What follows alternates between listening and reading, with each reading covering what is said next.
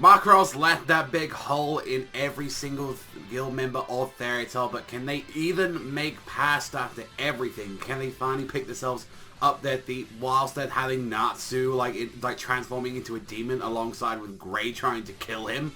Sorry guys, as long as it's Urza, anything is possible. As the jokes aside though, gotta say for this chapter, there was quite a few feels at the start of it, where you got to see like Urza just on her knees, just crying, just like, please, like that, you know, like just thank you for like everything and all that, but no, just why did you have to leave us after everything? It was just like very weird just to see like Urza, like, since she's not a character that normally likes to show herself weak at any point, just seeing her at that point, and alongside with, like, Mavis as well, like, you know, the one that apparently knows all, like, the tactics to go around with this, and pretty much, like the Makarov's last words were just like, yeah, you're fucking, how do you know anything about my children and all that, saying, you know, they're not what, they're my kids, they're not soldiers, like, I don't know, she just did that, and now everyone just to try and cheer up, saying, you know, we need to pick ourselves off our feet and all that. It's Laxus. Laxus the one putting his hand over his feet, and he's just like, yeah, go on, girl, and all that. You gotta get up and all that. So, you know, this isn't what my, you know,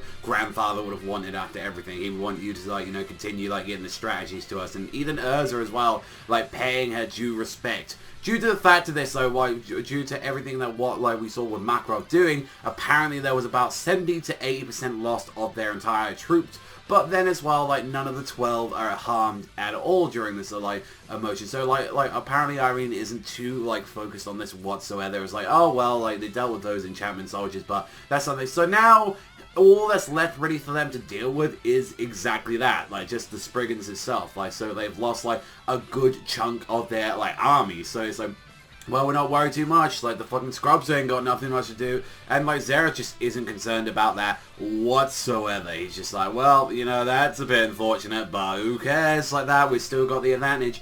And the rest of the chapter, a good majority of it was just, like, E.N.D. and not, like, what we saw with Natsu, and just Grey going in it like a fucking animal. Like, oh my god, these two are going at it. And definitely we saw that the transformation with E&D is getting a lot more worse for it the more we see throughout this fight. As we get to see, like, immediately, like, he was doing, like, a roar, and the roar just came out with, like, black fire. Like, even, like, Grey was, like, trying to lock up, like, Natsu's movement by, like, freezing his legs and his arms, and it just wasn't working at all and all that. Like, the only chance he had was when he caught him off guard by using, like, his, like, freezing off his legs, and he just grabbed and he just tried to pierce him, and it just wasn't enough. And even throughout the entirety of the fighting, like, I would say, like, as much as Grey was, like, you know, using all of this stuff and all that to actually, like, holding off and all that, like, using the ice wall and just, like, using the, like, the geyser and everything to, like, try and beat him up and all that, it's surprisingly enough and all that, like, with noticing this fight and all that, is that Grey was more on the defensive than Natsu ever was, like, throughout, even at this fight. So I'd like to think he, like, even though he is going crazy, he was still kind of thinking at least about the battle. But even with, like, the giant geyser, like, technique, like, it just still wasn't enough. This wasn't enough to either stop Natsu as he's, like, just transforming more, and he's just like, you know, I'm gonna kill you, as the two charge up and just start going in like fucking crazy, and just, like, they're going in for one more technique, his arm transforming more into, like, the demon-like form, and the two of them just go at it and punch each other. But then Urza is the one that interrupts this fight. Now, this is the thing where, like, I know a lot of people say, like, I feel at this point, no one's ever going to be happy with what Urza says or do or anything, but then I think more why people are upset about this especially is that Urza coming in is that she, like, literally took both the hits. She took them from, like, both arms, and you can see that, like, one of her hands are just charred as hell, and the other one is, like, just cracked and just messed up, and she's just crying, just saying, what the hell are you two guys doing? And this is where the chapter immediately ends, because now, like, maybe talking about what happened to Makarov is able to snap them out of this, and seeing that Grey and all that is still in the form, but Natsu especially has actually come out of this form from what it looks like, where he was able to react. He's like, he knew what was going around in surroundings. He, like, there was one where he wasn't focusing on talking about Zereth. It's like every time, and plus we've noticed, especially when he's gone like E&D at the start and all that, his face was very heavily black outlined throughout the entirety of it. But then it's like, you know, a lot of people are upset, like, oh, it's, like, you know, Urza took the hit and all that, and it's like, does she look like she's actually strong there? Like, not really. She's just like, although she took the hit, she's there. It's just like, what the hell, guys? Like, this isn't the time for this at all.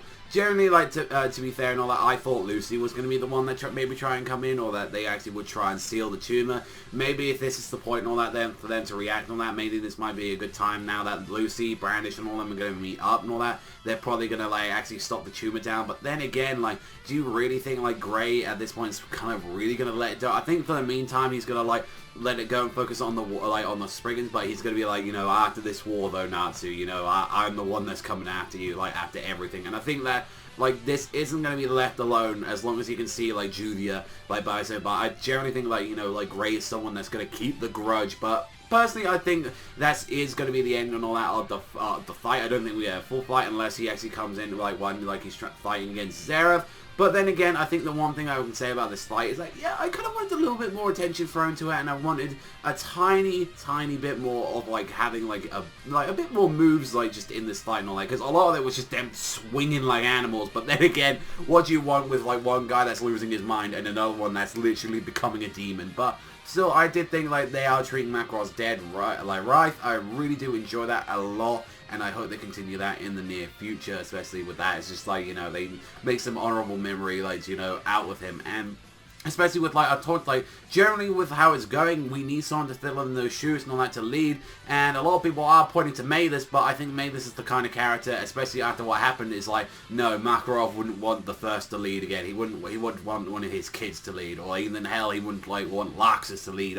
And I think definitely this is going to be, like, the time for Urza, especially to rise up to the plate. Whether or not she becomes the 9th or even the 10th. If someone, like, steps in first before her, like, I wouldn't be surprised if, like, maybe Mavis comes in for a little bit to, like, become the 9th, heck, even the 10th or a little bit. But I generally don't think Mavis is going to be staying around that long, like, after this war. Maybe potentially she could, like, actually die and, like, rest in peace finally alongside with Zeref. But she has become technically human again, so, that, you know, that's a thing you got to think about it. So I'm honestly looking forward to, though, like, what's going to be happening more with that, especially now that we've got, you know, like, Zeref, like, we've only got a couple of people left, and I think this is going to give more of a reason, especially for Urza to go against Irene. I think they're going to have a lot more of a vendetta in their fight, but generally I did enjoy this chapter. I think probably one of my favorite parts was that a good chunk of this chapter was just Natsu and Gray just going at it, and then definitely confirming the more the fight is going to go on and all that, the more we can clearly see that Natsu is going to keep transforming throughout the entirety of it, and this is just